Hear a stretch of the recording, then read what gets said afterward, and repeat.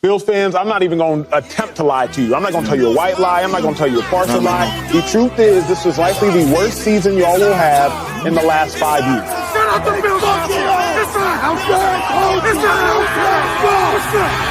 Yeah, we the Buffalo Bills. Yeah, we the Buffalo Bills. You better know that. Look how we throwing and catching, cause we are unstoppable, yeah. You better know that. Look how we running and hitting, cause we are unstoppable, yeah. Reppin' the mafia, yeah. Reppin' the mafia, Bills, mafia, yeah. You better know that. Look how we throwing and catching, cause we are unstoppable, yeah. You better know that. Look how we running and hitting, cause we are unstoppable, yeah. Homie, now listen. Everyone play their position. Buffalo got a tradition. They say we tripping. They better get out our way. Top of the table, we flipping. We on a mission. Got an unstoppable team. Continue to follow your dream by any means. Buffalo, get in the Super Bowl ring. Cause we the Buffalo Bills. Yeah, we the Buffalo Bills. You better know that. Look how we throwing and catching, cause we are unstoppable, yeah. You better know that. Look how we running and hitting, cause we are unstoppable, yeah. Reppin' the mafia, yeah. Reppin' the mafia, Bills, mafia, yeah. You better know that. Look how we throwing and catching, cause we are unstoppable, yeah. You better know that. Look how we running and hitting, cause we are unstoppable, yeah. Mafia up in your city, time to get gritty. Screaming and yelling, we bugging. Look at the red and blue. This is an MVP year for Josh Allen. As an MVP voter, I said this last week. Josh Allen, he looks like an MVP. When you vote for MVP, and I can speak for myself, I think I'm one of 50 voters, you look at a couple things. Who's the best team in football? Who's the best player on that team in football? What do they look like as the best player on that team in football? And how much talent is around that best player on that best team in football?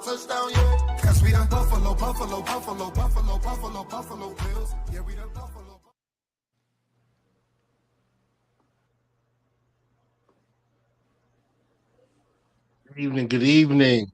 This is an emergency episode of Coast to Coast.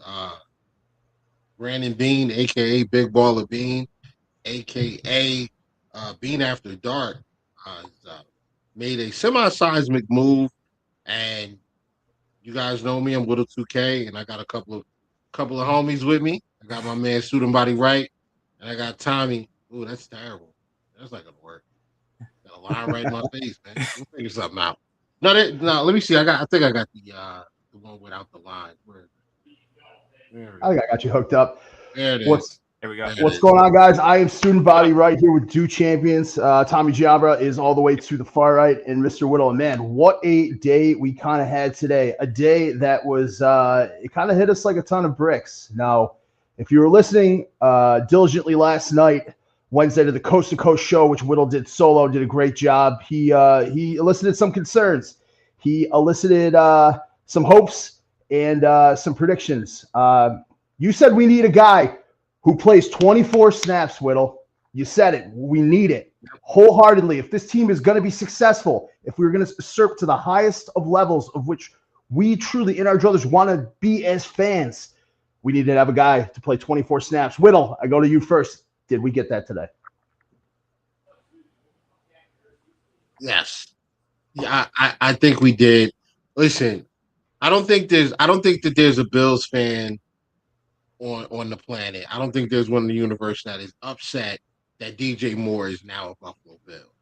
I think the point of contention is not the player, it's the cost. But as far as we're just talking about the skill set and the player. You have a 3-level guy. You have a guy that can win deep. You have a guy that can win in the intermediate. He can run the short game. You can hand the ball off to this guy on reverses, jet sweeps, things like that. Like, he does all these things. I went and took a look at his production. He's got a good amount of rushing attempts over the last 4 or 5 years. Over the last 2 years, he's got about 30 rushing attempts. And outside of that, he's also got a good amount of yards, a good amount of touchdowns. He's a very, very smooth route runner. His hands are solid. I will say his hands are solid. It's not much of a contested catch guy. He's not really a aggressive guy at the catch point, but as far as creating separation and giving Josh Allen a spot to throw the football to, he's going to be able to do that. And that's what I said last night. I said we need a guy when we're going up against the Derek Stingleys, when we're going up against the Christian Gonzalez, the Quinyon Mitchells. We're going up against those guys. You need a guy who on big downs that you absolutely need a play, and you know that they're coming after Josh. You talking about 3rd and long? We're playing Kansas. If we're in Kansas City on 3rd and long, you know Spags is bringing the house. It's a 1-score game late in the 4th. Spags is bringing the house. He's coming after Josh. Mm-hmm. That means it's 1-on-1, and we need a guy that's going to be able to create separation, make himself available quickly, and Josh can deliver the football to him. I believe that DJ Moore is that guy. Whittle, my one problem with what you said is you missed out one of his best abilities, and that's availability. Mm-hmm. Last 5 years, he has not missed one game. He is not on the tail end of the career. It almost seems like it's hit a little almost like dead cat bounce, and then hopefully it's on the rise. I think it's important to separate the player we're getting from the amount we're paying. I put out an old Irish parable today that you can read it at your own leisure, where there was this ported ship. You're a longshoreman, Whittle. There's this ported ship that they could not get off the dock, right? And they went through countless different maintenance guys, different parts, different configurations, until they called in the one guy who all he went in is he took out his little hammer, tapped on one pipe, and all of a sudden the ship went off. Then they went to send the invoice to that boating company, and they sent it for $10,000. And they're like, $10,000? What are you thinking? You were only there for 5 minutes. Send us an invoice. So the invoice read $1 for the hammer, $9,099 for knowing what lever to pull. And that's the thing here, is that you will happily pay that invoice if that ship is led to sea, or the Promised Land, or Valhalla. That is the one thing where this is all moot conjecture if we get the results that we're truly hoping for, if we're getting the best DJ Moore that I think I have. So Whittle and Tommy, in starting the poll, what do you guys think? Get rid of the contract talk. We'll get a part of that quickly. But what do you think we're getting out of the player? What is the peak of the player we can get? What's the pit in your stomach that we might get? I think the peak is I think we can get a 1,000-yard receiver out of him with Josh Allen.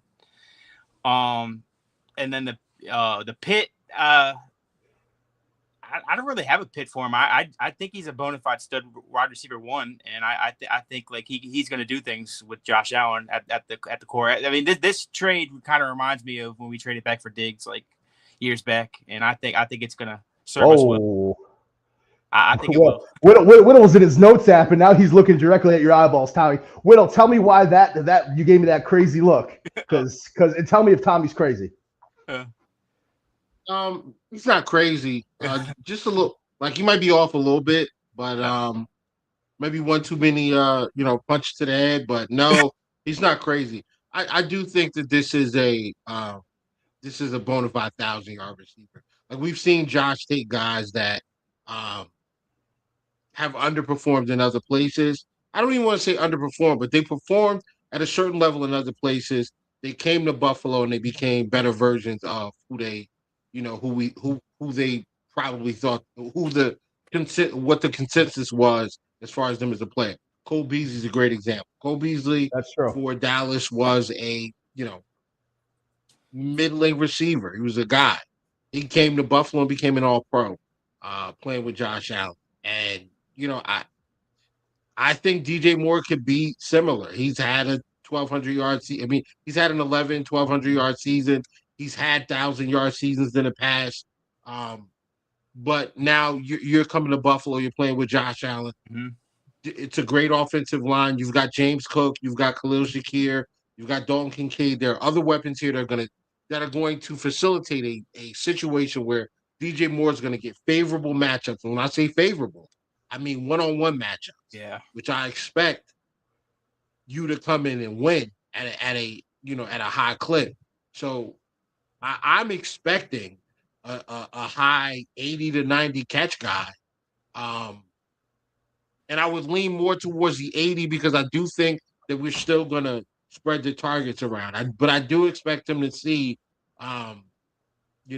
well over 100 targets because he doesn't miss games, as well as, some other touches. Like there's still going to be screens. There's still going to be wide receiver screens in this game. I mean, in this offense, there's still going to be jet sweeps. There's still going to be motion. End rounds. There's still going to be some trickeration. We may still bring out the hook and ladder at some point, and I expect, DJ Moore to be a part of all of this. So I'm looking for 80. I'm looking for somewhere in the range of 80 receptions and 1,200 yards or better. Right. And that's the ceiling. I mean, the worst case scenario is you get a year like what he had last year, where for whatever reason he's not connecting with Josh Allen. Yeah, he was. Yeah, right. Yeah, 54 catches on 85 targets. That's lower production than usual. I think it's a very, very unique situation that DJ Moore has to be happy about, because any younger wide receiver leaving a guy on the up like Caleb Williams, you'd be like, that sucks. I'm leaving my guy like Caleb, something like that. So it is a very unique, very positive situation that he can go from a guy on the up, a guy who's just starting to get his bearings, playing quarterback, to going to a gunslinger who has all the firepower, but not necessarily enough ammunition. What I think we're really going to get out of DJ Moore is you're going to get your separation versus man high. His success rate was something up to 70%, and that allows Allen to throw in rhythm on third down with pure mechanics. That takes the stress out of who knows who's playing offensive line here. Report coming in today that Connor McGovern, maybe the door isn't shut. They did talk at Indy. Obviously, we'll be keeping tabs on that. So that is a big thing. His separation ability versus man high. He is only 6 feet, but when you can get off the line and play with fast hands to get away from a press corner, especially on third down, that is with the separation rate at 70%. Number 2, utilizing his hands. He has a great late hand utilization thing. One of my biggest critiques of Gabe Davis was Alligator Gabe. It's almost like Gabe was surprised when the ball came to him. It was like he was snapping at it like an alligator. He does not do that. He has late utilization of his hands, which prevents DBs from playing just purely the hands when you got that burning separation. And that's something that we got beat on a lot last year. The anticipatory throw that Josh would make, the hands would get there as soon as they raised them. And the third thing, his zone IQ. And that's something he does a decent job with, finding the voids in the too high safety looks, which is what teams often did to try and harness Josh Allen's ability. Tommy, of those 3 things, what do you think will be the most important? And Whittle, what am I missing out of those 3 keys to get a very successful season out of DJ Moore, the man we just traded through from the Chicago Bears? All right, I'll say this. I think you're going to get separation, and I think that's key to this Bills offense. Like we were having a hard time last year getting separation from our guys, and I think like adding a DJ Moore to the mix, it's going to open.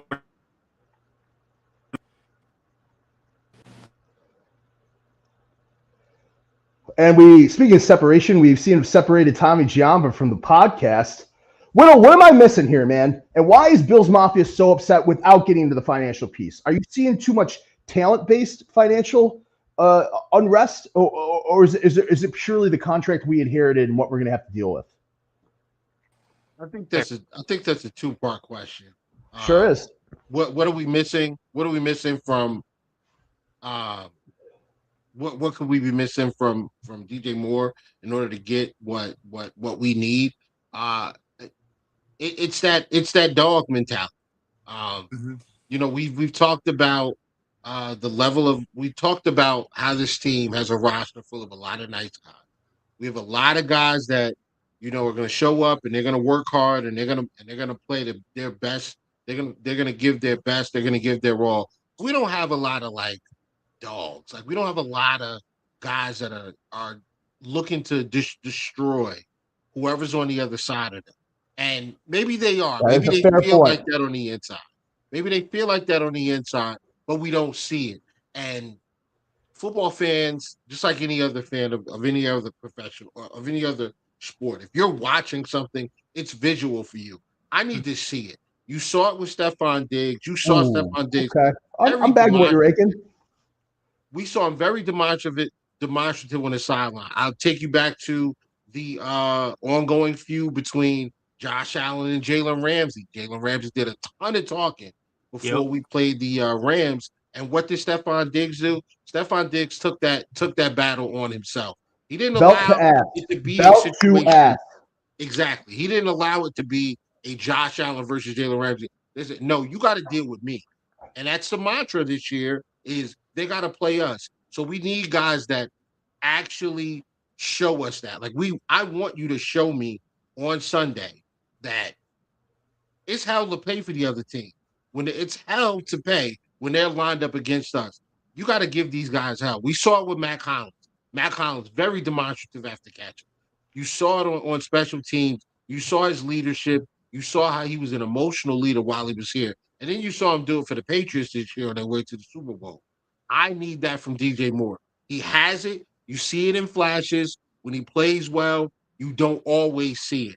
I need to see it because you're coming into a building where there's a lot of expectations, not just on the team, but on you because, you know, we're not getting into the conversation right now, but that's kind of what it is. Like the price that was paid, we're going to require a level of play that supersedes what you've done in other places. It would.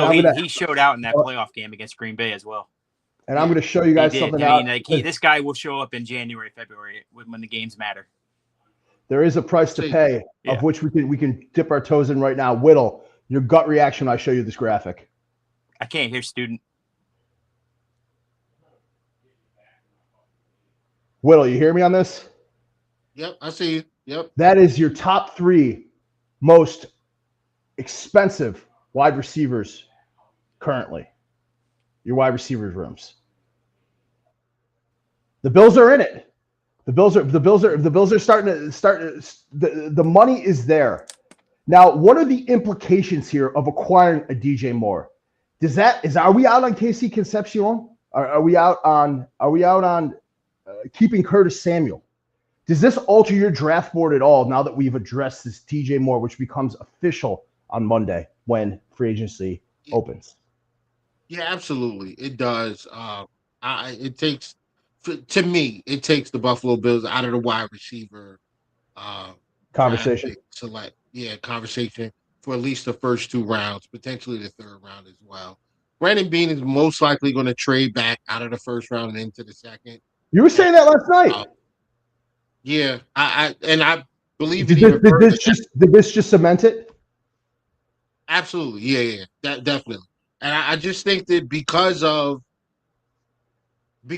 what was spent, and it's hard to have this conversation without talking about the compensation because that is a big part. And Bills fans have been clamoring for this. They're, the radio station in Buffalo has made this a flag waving campaign for years. So now we have a name. It's not the name, and I think that that's really why Bills fans are. I think that that's part of the reason why some Bills fans are not happy is because the name's not big enough. DJ Moore, if you just watch football, you probably don't know who DJ Moore is. Now, if we weren't fed names like Mike Evans, Romeo Doubs, and Rashid Shaheed earlier prior to this, does that change the optics for Bills fans, that DJ Moore? Or was it that we were giving false hope with other 3 very good candidates, some with more contractually friendly terms? Did that kind of poison the well a little bit with this macro news of signing DJ Moore? I don't know. I just don't think that DJ Moore's ever been that level of player. He's not a demonstrative guy. He's not in the headlines a ton. He doesn't he's productive, but he's not an all-pro. He's not really a Pro Bowl guy. You don't see him on commercials. You don't hear about you know what I'm saying? And prior to this past year, I don't believe he's ever been in the playoffs. So this is the first, playoff games, everybody's watching those because that's kind of all that's left. That's the only football you're going to get. So everybody watches the playoff games. A lot of people, this is their first real introduction to actually physically watching DJ Moore play football was this past year in the playoffs. Right. So maybe people don't really understand how consistent or how good of a receiver or player he actually is. They're going to learn this year, though. I just think that that's what it is. I'm thinking too. Like, I mean, for DJ Moore, I think Joe Brady really wanted this guy because he performed in Carolina with him. I think he had the Carolina conduit never closes. Yeah, what did he have, like 1,000-yard seasons when he was with Joe Brady? I think, or 3. So like he's familiar with his offense, and I think that like this is going to gel well for him. And like this is a guy that will just go on the field and do what he's got to do. He's not gonna say anything. He's just going to go out there and perform and not cause any drama on the field. We'll get to some of these comments real quickly right here. Good evening from Matt Dyer. Evening, Matt. Can't wait to see what else Brandon Beane has up his sleeve at wide receiver. Romeo Doubs or a draft pick. There was a report that came out unsubstantiated that we are not done at wide receiver. Ooh, yeah. Just also breaking, I'm getting across my Twitter feed. Water is wet. we can't be done here.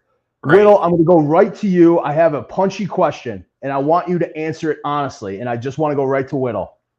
Let's do it. Is Beane too temperamental and not as aggressive as we think?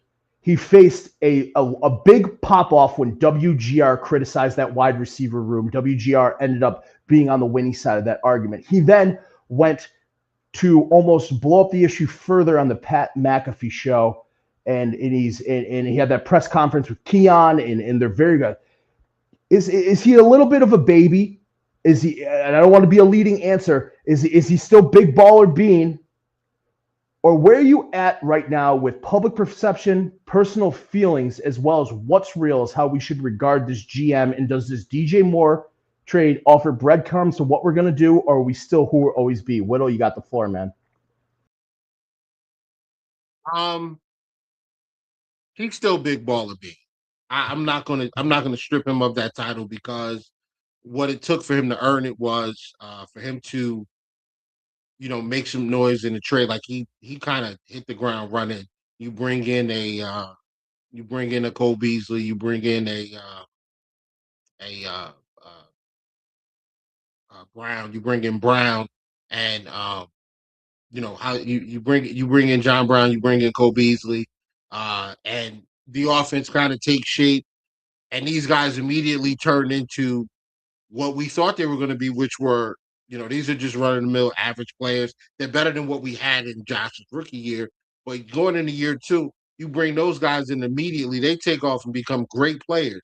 And it's like, wow, like Josh Allen might be that guy. Maybe the coaching staff is really good. But then you see what he does in it. He's consistently done in the draft. And I know that a lot of people bag on Beane for his first-round selections, but outside of Josh Allen, Tremaine Edmonds was a very good selection. Dalton Kincaid has been a very good selection.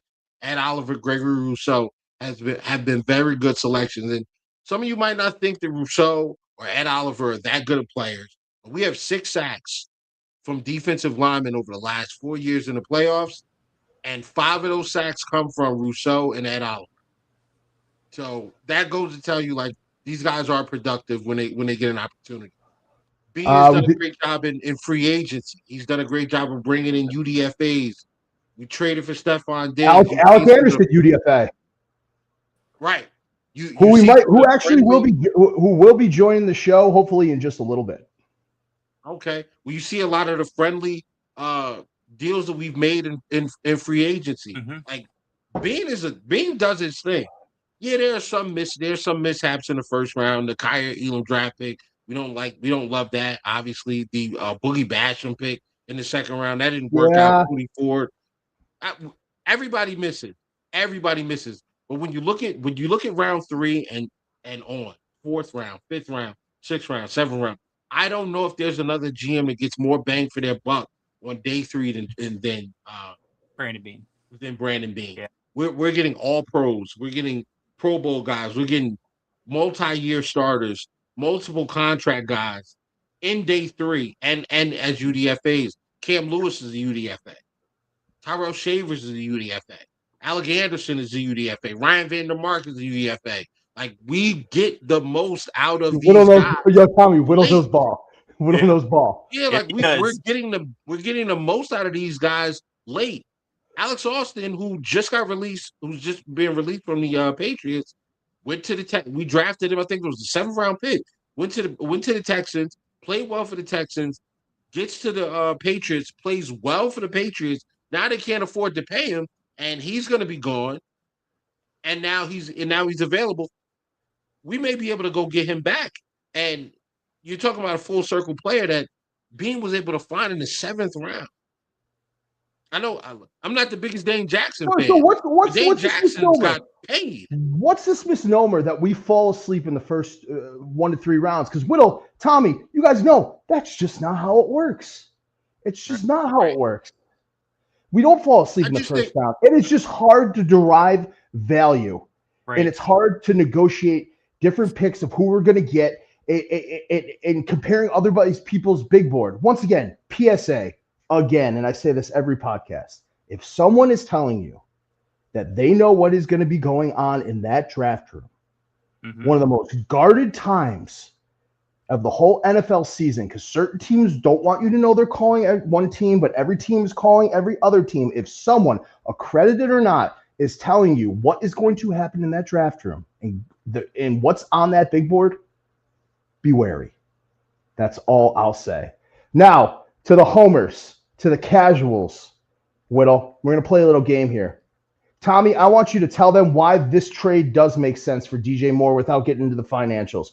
Whittle, I want you to play devil's advocate for the casuals without getting into numbers, why this trade does not make sense. Tommy, to you first, why does this trade make sense? All right, I think the reason why this trade makes sense is because I think this guy fits what Josh Allen likes to do on offense. And he likes to spread the ball around, and I think, like I said, like he separates, and I think he's going to get open, and he can actually be a deep threat too for Josh, and I know Josh likes to throw that deep threat ball.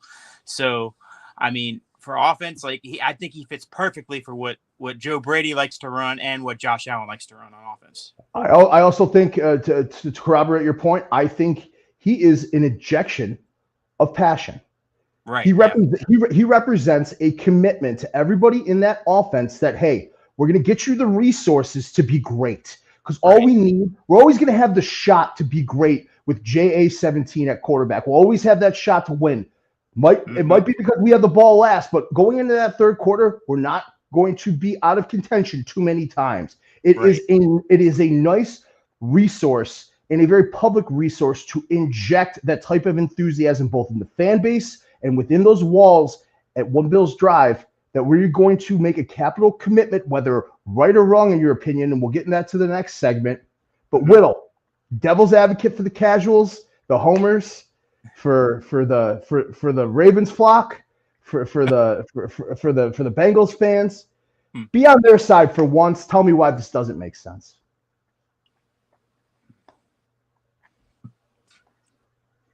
Moore is not worth a 3rd round pick.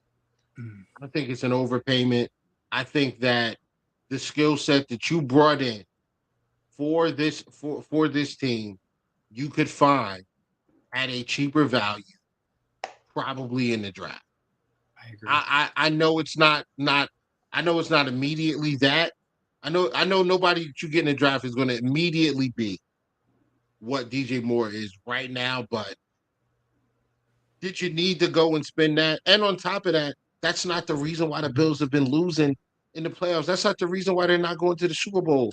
The reason that they're not going to the Super Bowl is for the defense. And once again, this is another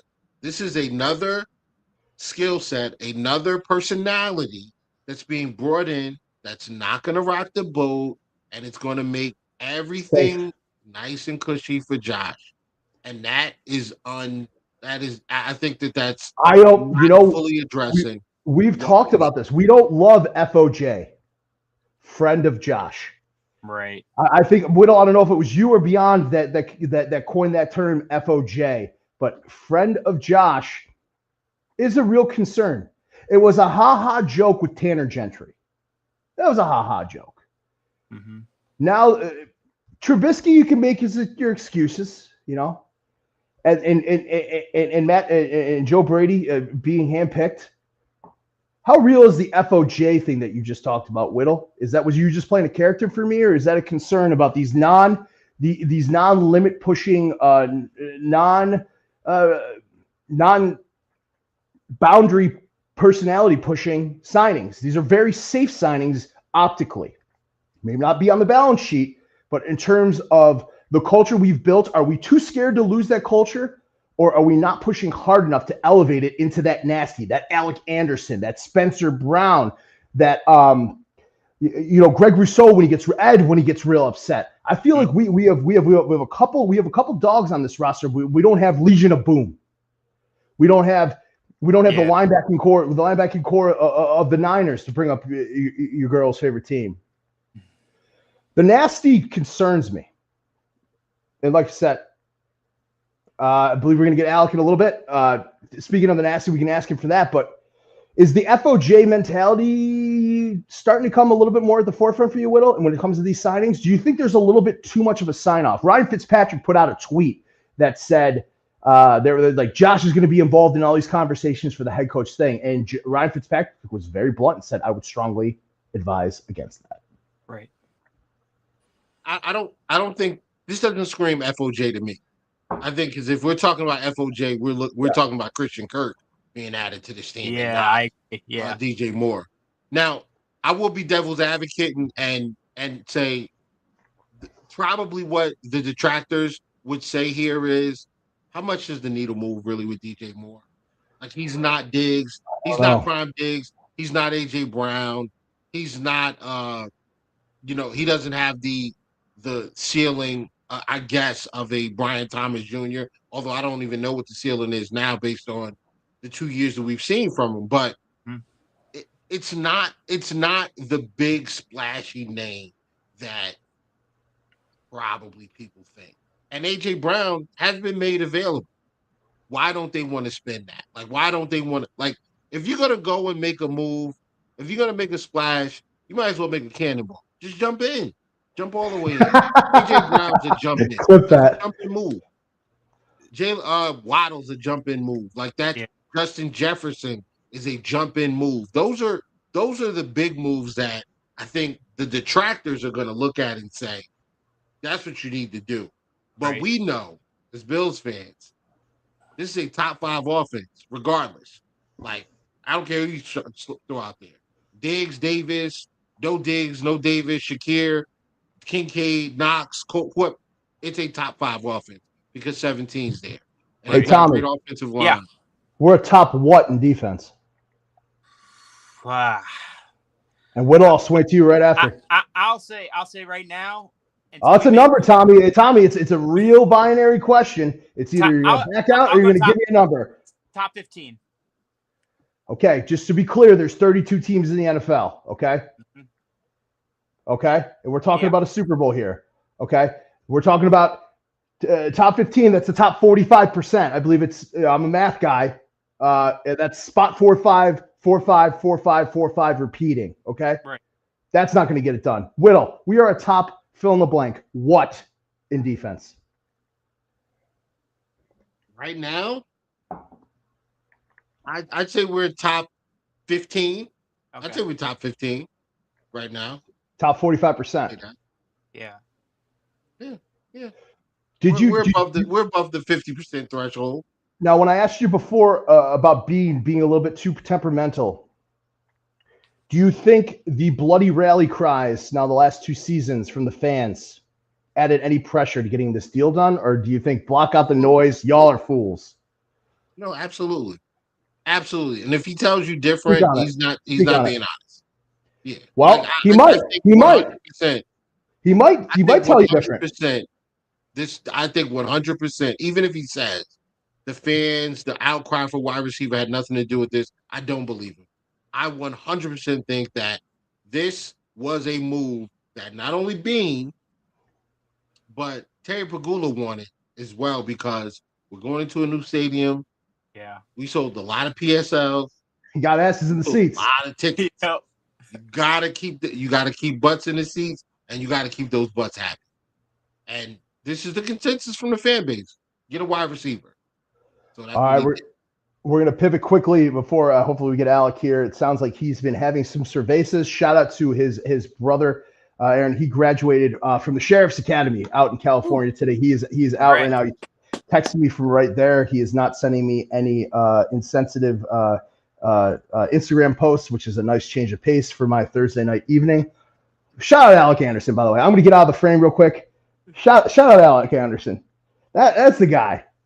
So this is what we gave up in my analysis in cover one. Shout out Greg Tomset, Aaron Quinn. Those are these are what we aspire to be here to do is to work with guys like Trainwreck Sports, Fanatics, all them to elevate the game. So in talking with him, corroborating him, we're dealing a second round pick was effectually a 60th pick, and we're turning a fifth, 163. Net by weighted composite averages, that returns somewhere between a 65th or 70th pick for us. Right. Now, when I say that, giving your 60th, but receiving 163 and netting right around 65, 70th pick, hell yeah, DJ Moore is worth that.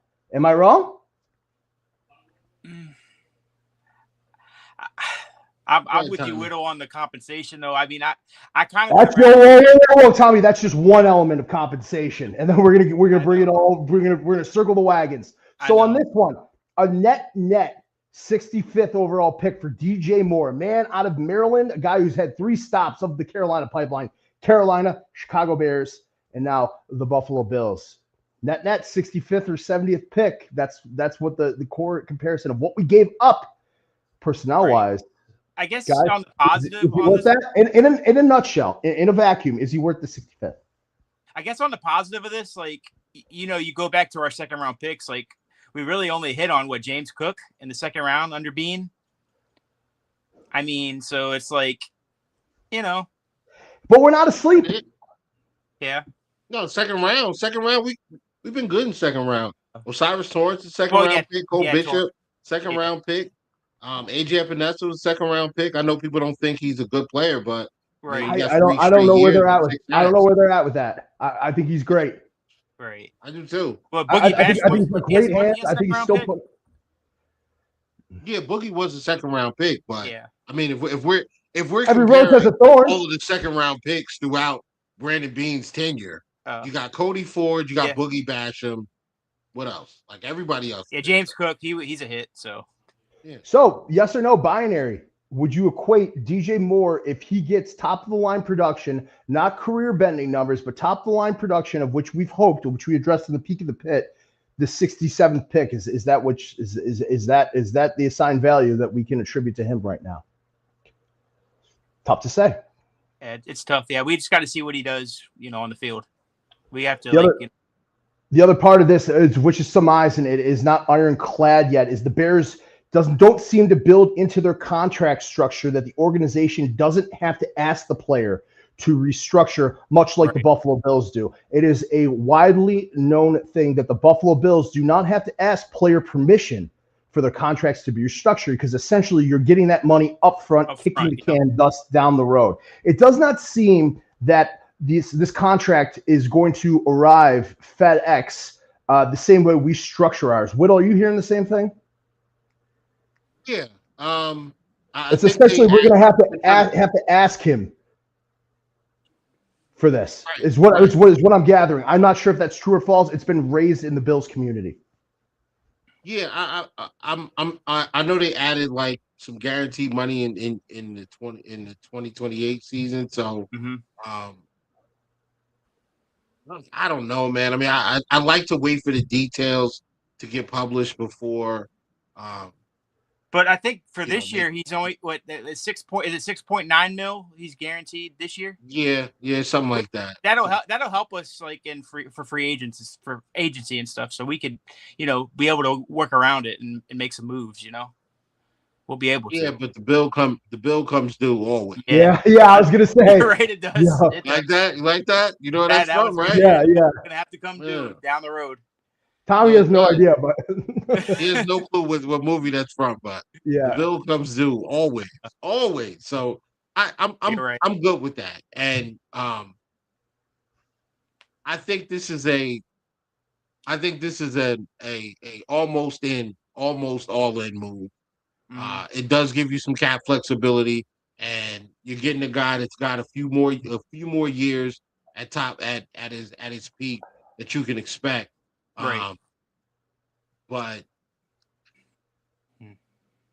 What's on your chest right I now, don't know, dude? man.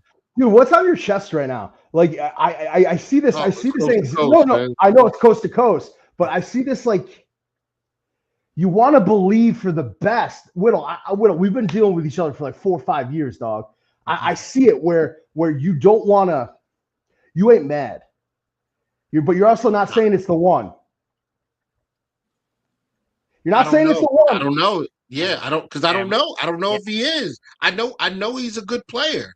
He's always been a good player. What conversation do you want to be having with me, the three of us, when we get back together on our bye week? What conversation do you need to be having with me? Whether it's stats, whether it's where we're at in the playoff table, whether we're division leaders, what conversation on our bye week do we all three, when we round up again and do a little mini update here, what conversation do you need to be having with me to make this all worth it? Tommy, I'd like to ask you the same thing. Go ahead, Whittle. We need to be talking about, is this the best offense we've ever seen him? Wow.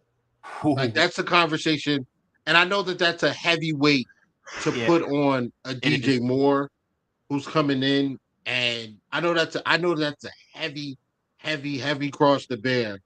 But when we traded for Stephon Diggs, 2020 was like, that offense was out of nowhere, absolutely amazing and virtually impossible to stop.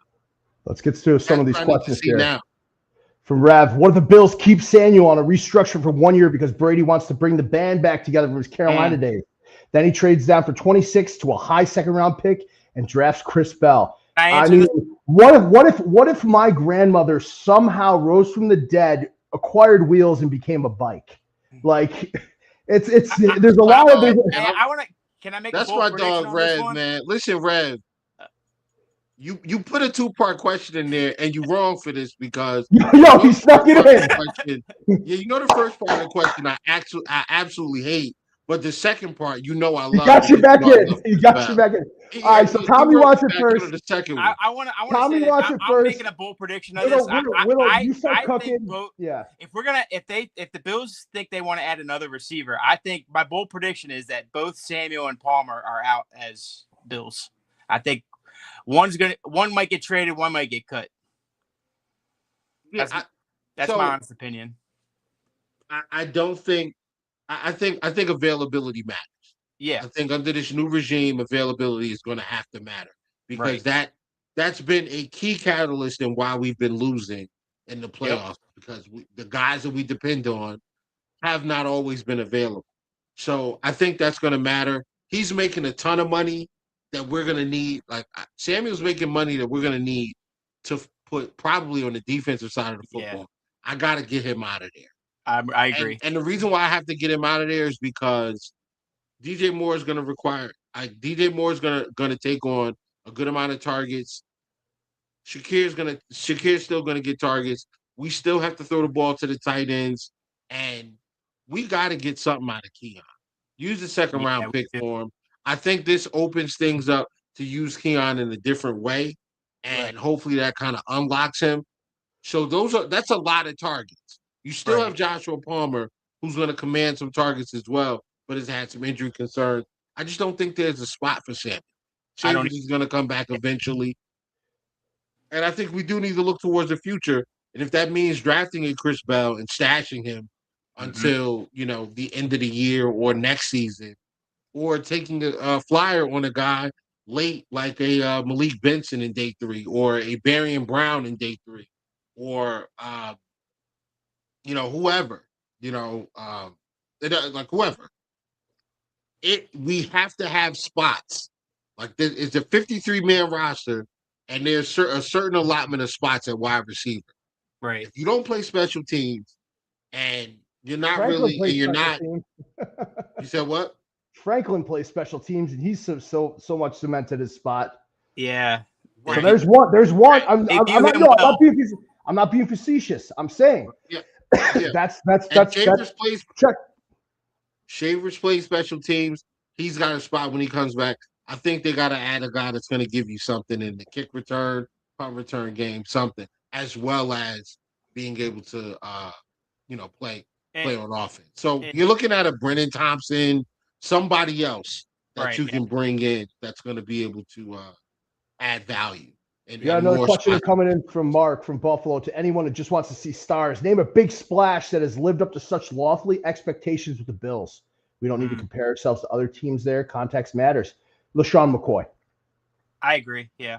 LaShawn McCoy. He did live up to Yeah, LaShawn McCoy. No hesitation. But what did we win, though? Yeah, but what did we win, though? Because that's the thing. Ultimately, every move that we make at this point is being judged by, did you win the Super Bowl? Yeah, it has, yeah. What a time you chose to be alive. Yeah. Fair enough. Yeah. We got another question coming in from Rev once again. Which wide receiver in the upcoming draft could the Bills hypothetically get a pick 65 to 70? What you feel confident would be better than DJ Moore? Whew. I think it picked 65 to 70. Does Bell fall that far with the injury concerns? Skylar Bell, Chris Bell. Chris Bell, probably. I think you can get. That's my answer. Chris Bell at the That's end. My answer. Yeah, I think he does fall. Yeah, I agree. I mean, you're not going to see Casey Concepcion, which is that's another one. Yeah, Brennan Thompson. Like that's the guy we really want us to Bills to draft is Thompson. I would really like him. So yeah, those are another question here from Rev. Not right now. No. The Bills need reliable numbers in the position right now. Keon, Shakir, Palmer, and Moore. Whittle, I got a question for you. With this DJ Moore signing, predicated that he's a bona fide number one, how much pressure does this take off of Shakir? And how much uniqueness can we now support with Dalton Kincaid not being at the apex in some of those trips formations, some of those triangle formations? We can now have a bona fide number one burner, a separation burner. Right. That changes it. Yeah. Yeah. I think what happens now is defensive coordinators look at this team now and say, on money downs, on big downs that we need to make a stop, we have to play this team. We have to play this team straight up. We can't cheat, walk our safeties up 7 or 8 yards off the line because we don't fear anybody beating us over the top. They can no longer do that. This is going to create a good amount of space for Shakir, Kincaid, Coleman, for those guys to work underneath. We're talking about from 10 to 12 yards into the line of scrimmage and behind the line. They're going to have a ton of space to work with. This is going to open up holes for James Cook to run. The third door will be wide open. We thought he was getting untouched. We thought he was doing well the last couple of years, getting untouched until he got to the second level. Like, more of that is about to happen. I hope you understand that. Hey, we love as a franchise. Make a mistake. We love as a franchise running duo. We love getting up to the second level. What's known as the third door. You got your inside hole, the hole you're aimed for, and the third door of the bounce out. You no longer can load the box with a guy like DJ Moore anymore because you need to have an overarching safety presence, not necessarily a too high, but you cannot rock down to that dog robber too much, thus opening the third door.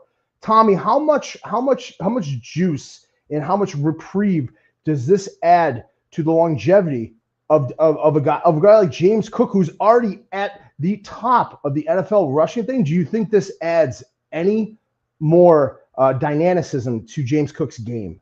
Oh, 100%. I think it does. Because like I said, you won't be able to load the box, to stop James Cook. So, I think this is going to be really well for Josh in a play action game. Like it's gonna open up a lot of things in the play action, especially if you get James Cook in a screen game as well. And then you bring in who's the third running back they usually bring in on third downs? What's his name?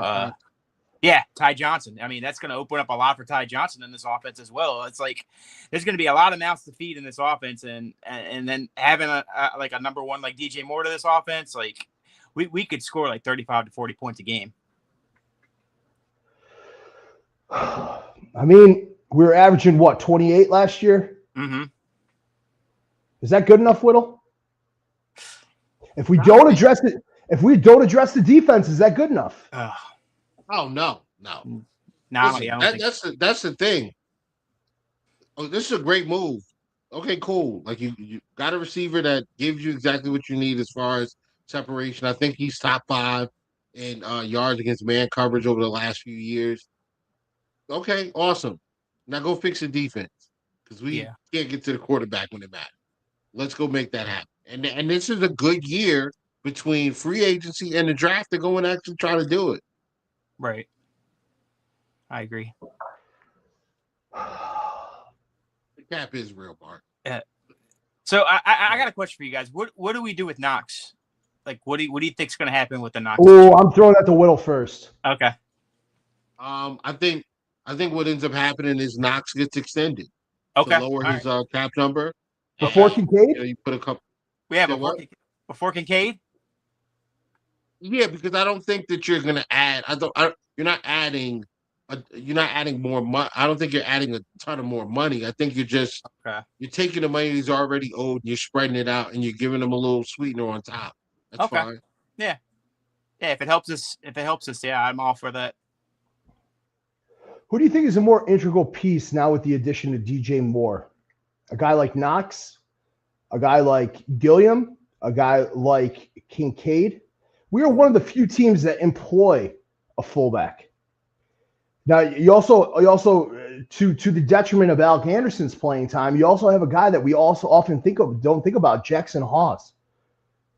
That is a guy that I am going to be so keen on for his year 2 development, Jackson Hawes, because then I don't think there's this predicated pressure with Knox. Because you talk to Aaron Cromer, one of the best, one of them, a guy that everybody categorically was beloved as a visionary, as next man up if he wanted to be in the head coaching hierarchy. He said the best blocking positional player we have, offensive line or otherwise, was Jackson Hawes. I am so excited for this development. And that we're not relying on tackle overs to get big, to get nasty, to get heavy. I think this is an exciting time with a lot of moving parts that you can no longer say, same old Bills. We're definitely trending to try and be dynamically different. Mm-hmm. Without dynamically doing different things outside of what's safe. This does, excuse me, this does feel a bit safe, DJ Moore. But at the same time, the financial implications are anything but. Right. Now, we have, when free agency starts, Whittle, are you expecting to see David Edwards or Connor McGovern retained by this time when free agency comes into play? No? I think it's SVP. There's a shot for one of them. I think there's a shot for one of them. There's no shot for both. No. And in the case that one of them gets signed and extended here, I think it's more likely to be Connor McGovern than it is David Edwards. And then there's the other thing of wanting some continuity. You don't want to change 2 pieces on the offensive line in any one season, let alone two guys that are right next to each other. You'd be talking about moving Alec Anderson in the left guard and Cedric Van Granger into the center spot. I think both players are capable. I like both players. I don't know if the organization is comfortable doing that with the type of punishment that Josh took this past year, how much success we've seen running the football. And I think they want to maintain some level of continuity to ensure that if they do transition to new guys on the interior, that it's not done in 1 year. Right. They kind of spread that out and they make sure they kind of work everybody in to where it's a smoother transition. So, Student, I got a question for you. Sure. So we did get 2 reports. Whoa! Breaking news. We got breaking news. Oh, Tremaine Edmonds just got cut. Yep, being released. Wow. Smoke him if you got him, Whittle. They flat out released him. Wow. I mean, I'm gonna go get myself a glass of wine. You guys talk amongst yourselves. I'll be right back. I'm an Edmonds truther. I'm a Tremaine Edmonds. I'm gonna go get a glass of wine. We got something to talk about. Dude, he is so young. Like, I wouldn't be opposed to bringing him back, Widow, if we can make the money work. Yeah, he's like 23 years old or something like that. No, he's like 25, but right. I mean, yeah, I'd bring him back, and I think, listen, you answer your Mike questions immediately if you bring him back, because that's where he slides in at, and you move Bernard over to the will. I would do it. I would. Yeah, I would. I'm with you, Whittle. Make the money work. I know that. I know that. Bills fans are a little sore about Edmonds and his in his first stint, but I don't care about that. Right. I fully believe that this will be a new defense. This will be a new level of play or a level of understanding from everybody involved.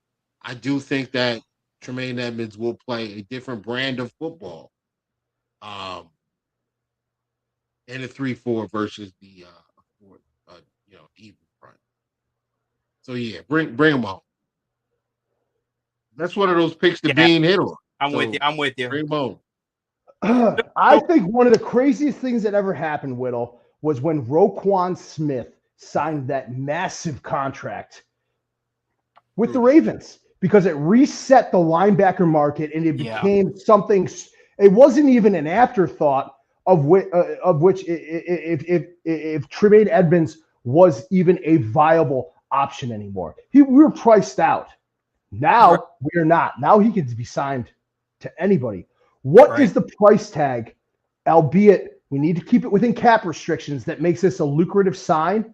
Because if there was a time to switch to a Jim Leonard defense and get a pure Mike Dog, one is currently on the market. Yep. Well, he's an outside. He's an outside linebacker. That's what he played in college, but he played outside linebacker in college. I'm not debating that, but at the professional level, he plays the mic. Right. Yes. So he can play. I like it. Yeah. I would be in favor of bringing him in. What if they're going after Quay Walker?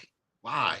Yeah. Like I think Quay Walker's cool, but bro, I just don't. The guy takes the time to comment, and you're just like, you guys are just in unison, like, why? Yeah, why? I mean, like a George W. Bush, like, why? He's cool. Like, he's a cool player, but like the price tag on what he's gonna cost. We're giving up draft picks for other guys. Like, I'm good, bro. I'm good. I'm sorry. Okay, I keep McGovern and bye. That's another thing I was gonna ask you, student. Like, what are you getting out on these reports that say one like from Josh Reed saying, okay, we've talked to him at the combine and they want to make numbers work, and then you go to a guy like Tim Graham that says they haven't even talked about him. So like who side do you believe? I think someone got yelled. I think Whittle, and this is what I truly believe happened. No, we have not been super communicative with Ryan Vandermark and his situation. He'll be a restricted free agent probably. Mm-hmm. That is ironclad. We have not been in communications with him. So that's why that report doesn't seem that far off. But the recanting on that report of, oh no, they did talk to Indy. Yeah. I think was a little bit of, hey, claw that back a little bit. We have been talking a little bit, maybe not to the satisfaction of what would allude to an extension. Yeah. But maybe they were putting some pressure and stuff like that. I think they're cordial talks. I mean, even when Harrison left, there were talks, I would say. Mm-hmm. Yep. And Matt comes in right now. Same thing happened to Harrison Phillips, 1999. Yep. There weren't talks, not directly to the player, to the liking. And sometimes as a player, you think you are so valuable, and sometimes rightfully so, that you deserve a concerted one-on-one personal talk Mhm. based on things you've advocated to the team. Like, hey, I want to stay. Hey, I don't want to trust free agency.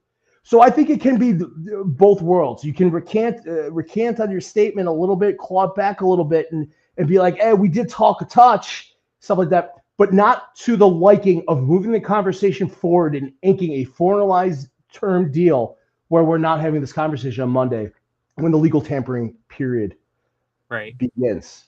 I got another question. Would you guys have full faith in SVP at center?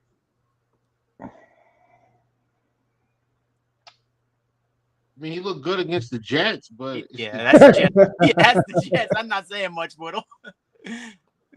I don't know. Listen, I'm very wait and see with this team right now. Yeah, you asked a question earlier, student. I didn't get to get into it. You said who's the catalyst? Now that DJ Moore is here, the catalyst is the same guy it's always been. Catalyst is going to be Josh Allen. Yeah, because this offense lives or dies by the decisions he makes on a down-to-down basis. So I think we'll be fine. We've been fine offensively. I don't think that changes. I think the catalyst on the offense is going to be Josh. Yeah, Josh is. It's got to be. Getting to this comment from Rev, I think Bean loves SVPG and was able to get Anderson back because he likely was told he'd have a chance to compete to start. I can tell you that firsthand. Hopefully we'll hear from Alec Anderson later. We're just waiting for him to hop on tonight. Mm-hmm. Alec Anderson is going to get a chance to start. And maybe we'll let him explain that. Hopefully if we can keep this going just maybe a half hour longer, we can get him on here. Maybe it's best that he answers that before I do. But I can tell you, ironclad, Rev, Alec Anderson is going to get a chance to start. I agree. He deserves it too. What he's done for this team past 4 years, yeah, he deserves a chance at starting. Whittle, you want to answer for yourself there? That's the truth. Everyone looks good against the Jets.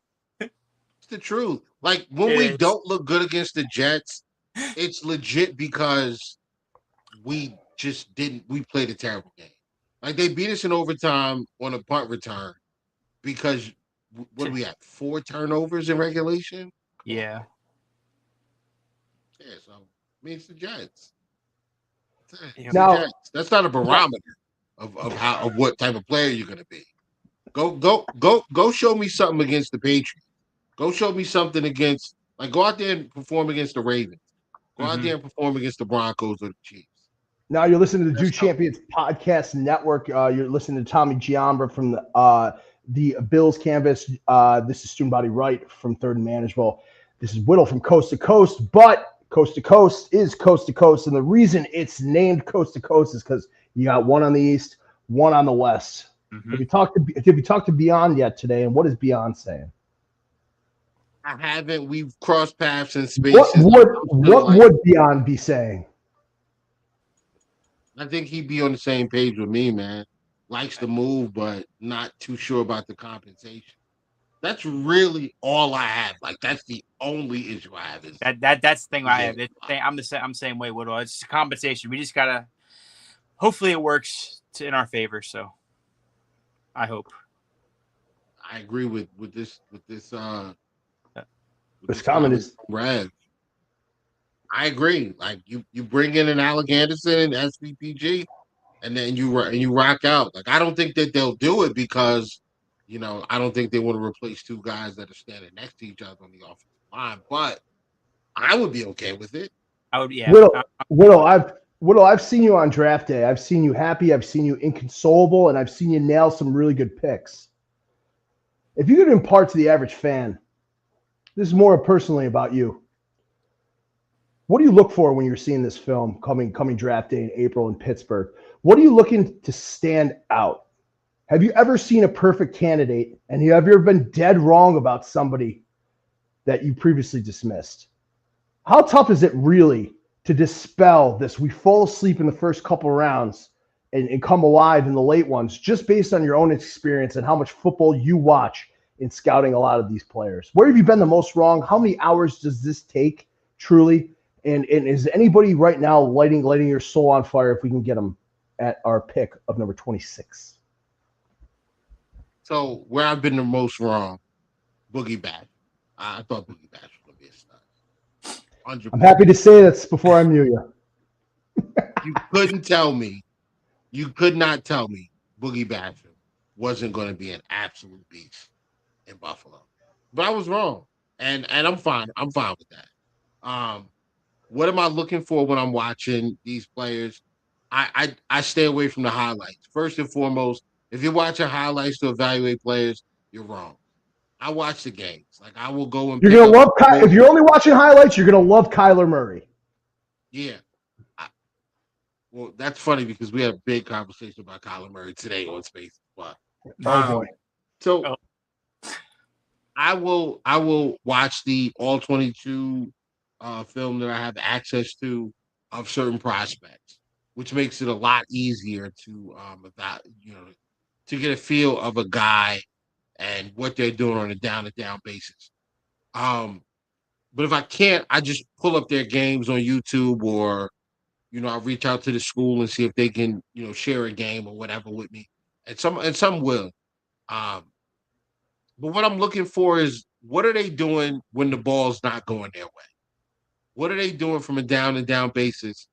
How consistent are they, whatever they're doing? Like if it's a receiver, how often does he change up his release? When he is pressed, how does he deal with it? Does he deal with it the same way every time? If he does, that's a problem for me because that's something a corner can look at and say, every time he's countering a press, this is what he does. So I have something for that. I look for the little things like that.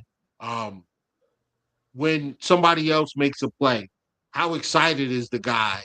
How like if a tackle for loss is made by the linebacker, what's the corner doing? Like the corner I'm looking at, how are you reacting to that play? And what did you do to make that Speak play? on that a little bit. Yeah, I like that. Speak on that a little bit. Yeah, I mean,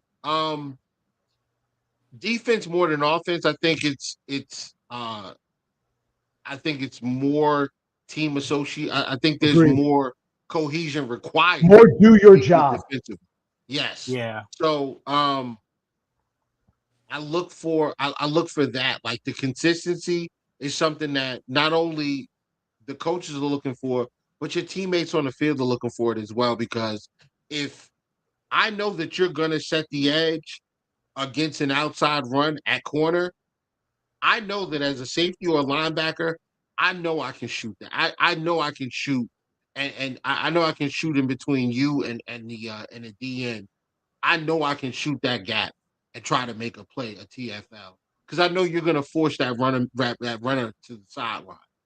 If I'm not confident in that, that's going to change my avenue of pursuit. It's going to change how aggressive I am, and that may turn the TFL into just a 3-yard gain. But that matters.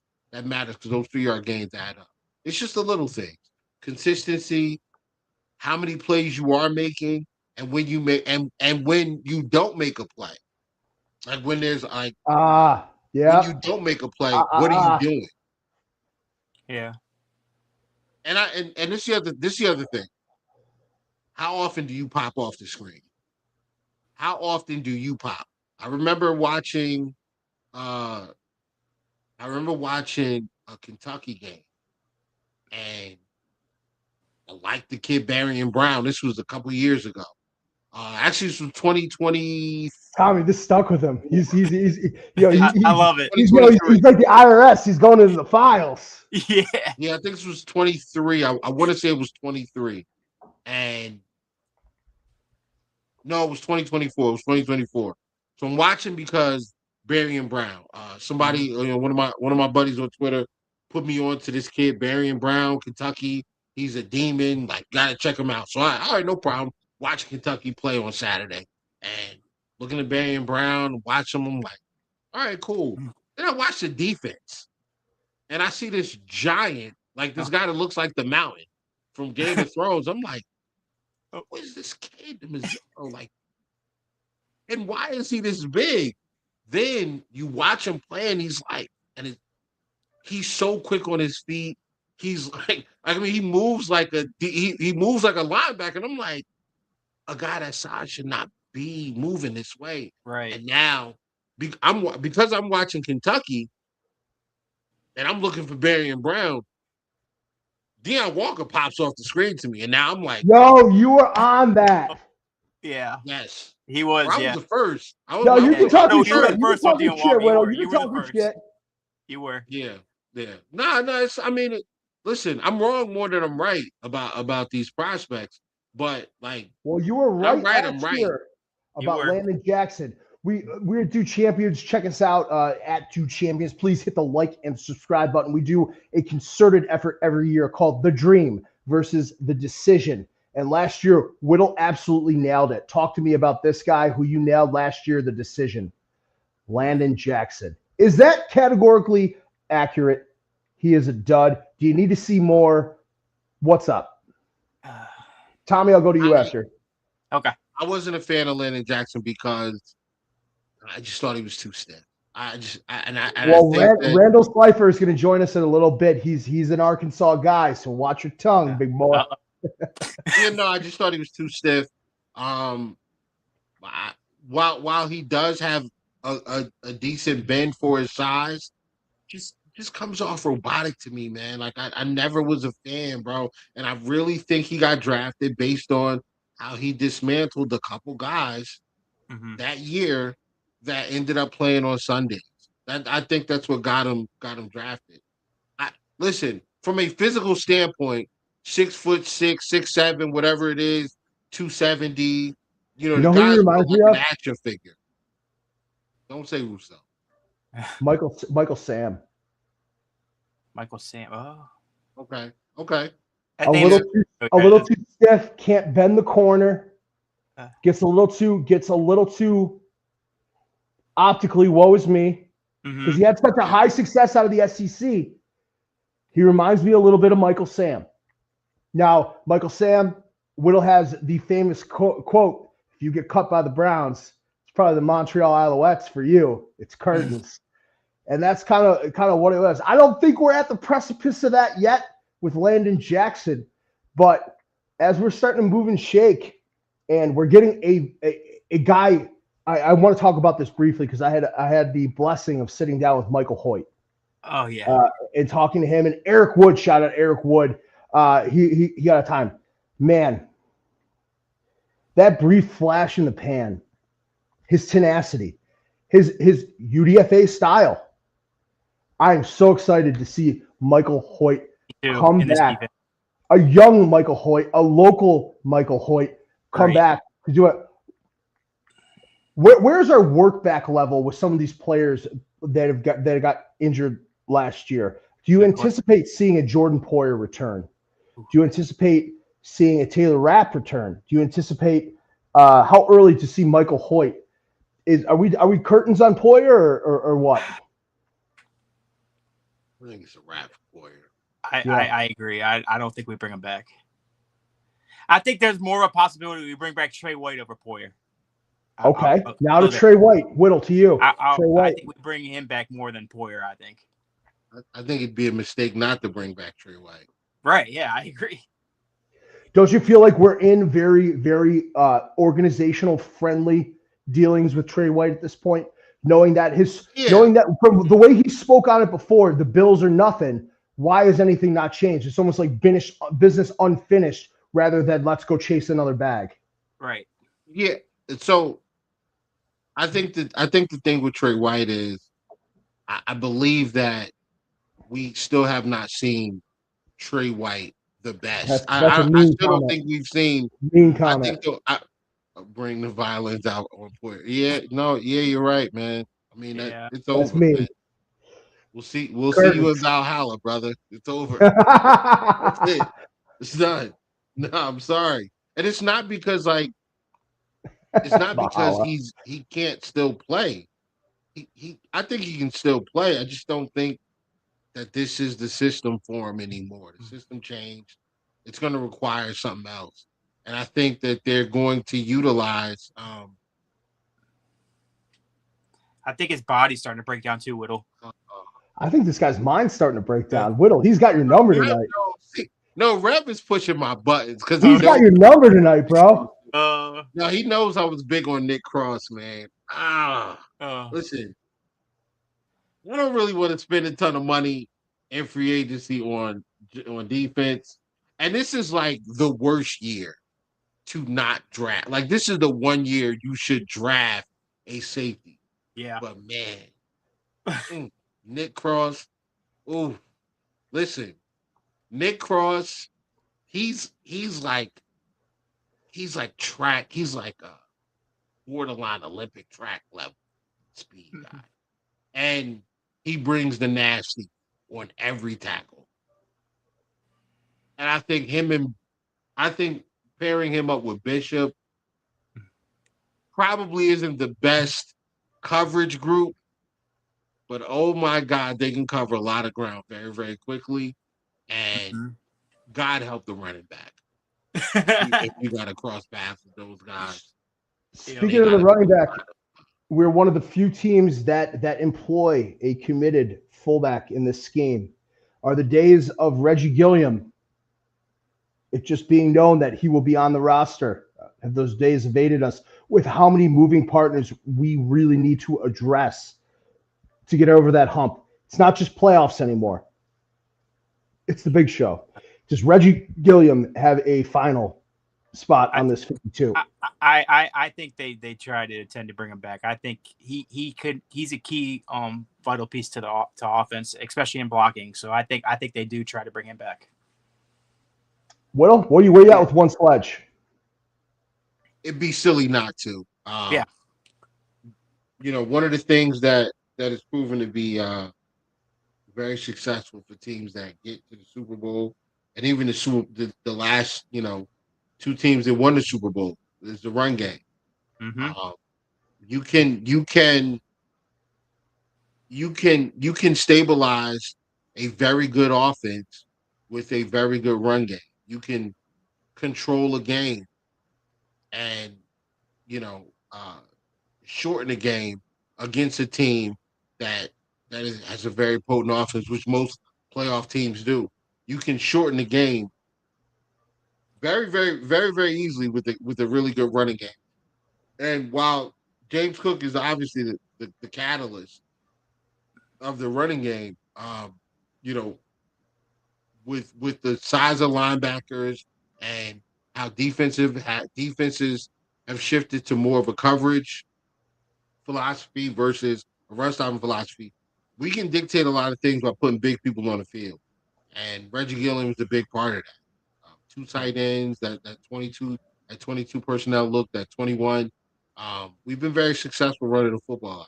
I don't think that stops. I think they lean into that, actually. Tommy, what do you think about Reggie Gilliam? And then I have another question following it up. Like I said, I think it's very vital that the Bills try to bring him back, like especially like what I was saying in the run game, and then like he could be that secret weapon out of the backfield where Josh could just like give it to him and he can make something happen like in the run game. So, and in the pass game. So yeah, I think it's very vital that the Bills try to bring him back on a 1 to 2 year deal to make it work with the money. Speaking about bigger boys, Whittle, we have Terrell Bernard, who changed his number to number 8 from number 43. And number 8 looks so good because he's a smaller guy. Then we have a guy like Shaq Thompson, who wears number 45, who fills all of that jersey out. Who do you anticipate being our starting middle linebacker right now? And is he on the roster, or is it Bernard or Thompson? Different defenses here. Thompson comes back. I don't think the starting middle linebacker is on the roster. Whoa. I think he's on his way, though. I think he just got cut. Yes. Don't. Yo, just got cut, man. You're tripping, dude. Oh man. You can't even say that. Yeah, because you're already smirking. I see it. Like, I'm not sure if you're trolling yet. Like, I don't understand what's wrong with bringing Edmonds back. Bring him home. He Cash! still has money. For the same reason we're torturing everybody about how cost intensive this DJ Moore contract is, you're going to say, like,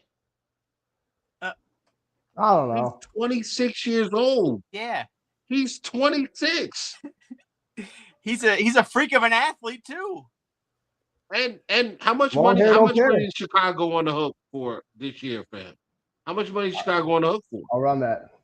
I don't know, but let's run it. Let's see. I feel like Chicago's about to make some kind of major move, Whittle. With the cap space they're saving, I feel like they're going to do something. Man, that was such a massive contract when they signed it. Yeah. In the current 2026 offseason, cutting Tremaine Edmonds is one of the cleanest financial moves the Chicago Bears can make. Get back into the black because of this 4-year, $72 million contract was structured. The heavy lifting of his guarantees have already been completed. If the Bears release Edmonds, of which they did, dead cap hit only $2.44 million. Cap savings 15. Total cap hit if they were keeping him 17.44. They just opened up the books of $15 million, not including the DJ Moore piece. Yeah. Now I don't know if you guys are gambling men. Where do you put the odds? Tremaine Edmonds gives us the shake. He's on this roster. I'm gonna say we're hovering around plus 290. Yeah, I'll go There's around. there's no hometown. We already established there's no hometown discounts of Tremaine Edmonds. He made that clear last time. I'll go like plus 350. Matt Dyer coming in with a comment. Max Crosby is going to be a. That's what I'm saying, man. I think they're clearing up that space to get Max Crosby, Matt. Good point there. Well, when they write the contract, make sure there's 2 X's on Max Crosby because he is that spicy of a defender, not just one. Max Crosby, is he a viable option, Riddle?